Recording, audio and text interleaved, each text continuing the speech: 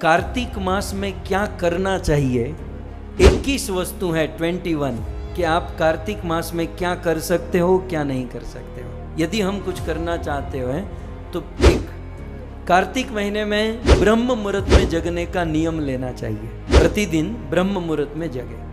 दूसरा, कार्तिक महीने में ब्रह्म मुहूर्त में स्नान करना चाहिए।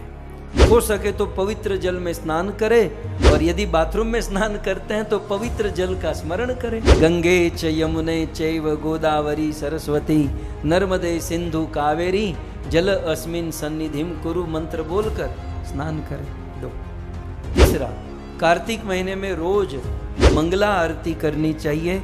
मंगला आरती में भगवान का दर्शन करना चाहिए। आजकल तो सुविधा भी है, घर में YouTube आदि में ISKCON लाइव देख कर सकते हैं। चौथा, कार्तिक मास में ज्यादा से ज्यादा हरे कृष्ण महामंत्र का जाप करना चाहिए। संख्या भी अधिक और क्वालिटी भी अधिक, क्वांटिटी और क्वालिटी दोनों ज्यादा करना चाहिए। 5, कार्तिक मास में यथासंभव वरिष्ठ भक्तों के मुख से श्रीमद् भागवत का श्रवण करना चाहिए।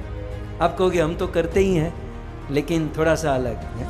हम लोग वरिष्ठ भक्तों के मुख से भागवत सुनते हैं, लेकिन अपना काम करते हुए, जॉब करते हुए, लेकिन एटलीस्ट कार्तिक महीने में समय निकाल कर वरिष्ठ भक्तों से केवल एक ही कार्य, भागवत श्रवण। और क्या कर सकते हैं, कार्तिक महीने में शास्त्र को, श्रील प्रभुपाद जी की पुस्तकों को पढ़ना चाहिए। कार्तिक महीने में श्रीमद् भागवतम पढ़ने का विधान है। स्कंद पुराण में बहुत ये सब कथाओं में है, श्लोकों में है। मैं आपको संक्षिप्त में कह रहा हूँ। कार्तिक महीने में भगवत गीता को पढ़ने का विधान है। श्रील प्रभुपाद जी ने कहा कार्तिक महीने में एटलीस्ट जो कृष्णा बुक है उसका एक अध्याय पढ़ना चाहिए। कार्तिक महीने में शिक्षा अष्टकम का पाठ करना चाहिए या उपदेशामृत पढ़ना चाहिए। ये हुआ 6। 7वां है, कार्तिक मास में सदैव भगवान का स्मरण करना चाहिए। 8वां, कार्तिक मास में तुलसी सेवनम, तुलसी की बड़ी महिमा है। सो कार्तिक मास में तुलसी की सेवा, तुलसी की पूजा करनी चाहिए और तुलसी देवी के चरणों में मांगना चाहिए, राधा कृष्ण सेव पाओ यही अभिलाष, और कुछ नहीं, राधा कृष्ण की सेवा। 9, कार्तिक मास में भगवान के लिए स्वादिष्ट व्यंजन, पकवान, 56 भोग आदि बनाना चाहिए। 10, मात्र प्रसाद ही ग्रहण करना चाहिए। और भक्ति सिद्धांत महाराज की एक बात याद आती है, कार्तिक मास में बासी अन्न नहीं खाना चाहिए। 11वां, कार्तिक मास में ब्रह्मचर्य व्रत का पालन करना चाहिए।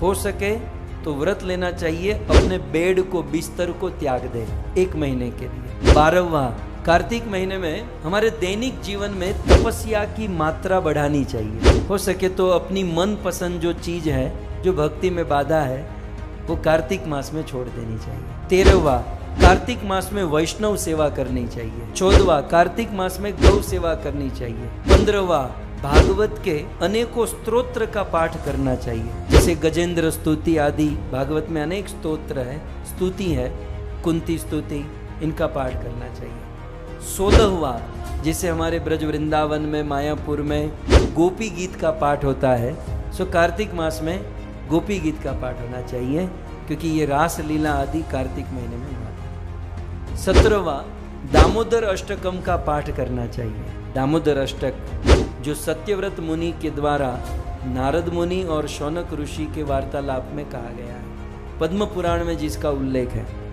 सो दामोदर अष्टकम का पाठ करना। 18वां, कार्तिक मास में दीप दान करना चाहिए, या शुद्ध देसी गाय के घी का या तिल के तेल का दीप दान करें और दामोदर अष्टकम का पाठ करें, और वह दीप दान यशोदा दामोदर को अर्पण करना चाहिए। हो सके तो दिन में 3 बार दीप दान करे, 2 बार करे, कम से कम 1 बार करे, आपकी सारी मनोकामना पूर्ण होगी।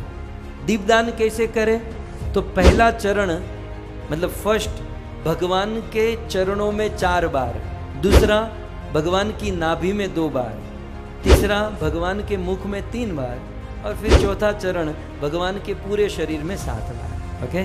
19, कार्तिक मास में धाम वास करना चाहिए, वृंदावन, मायापुर, जगन्नाथपुरी, हो सके जितना प्रयास करना चाहिए धाम वास करना। 20, पवित्र कुंड सरोवर में स्नान करना चाहिए। और 21, उड़द की दाल का वर्जन करना चाहिए। तो इस प्रकार से ये शास्त्रों के अनुसार और शिल प्रभुपाद जी के कन्वर्सेशन के अनुसार ये ली हुई 21 बातें हैं जो कार्तिक मास में हम कर सकते हैं।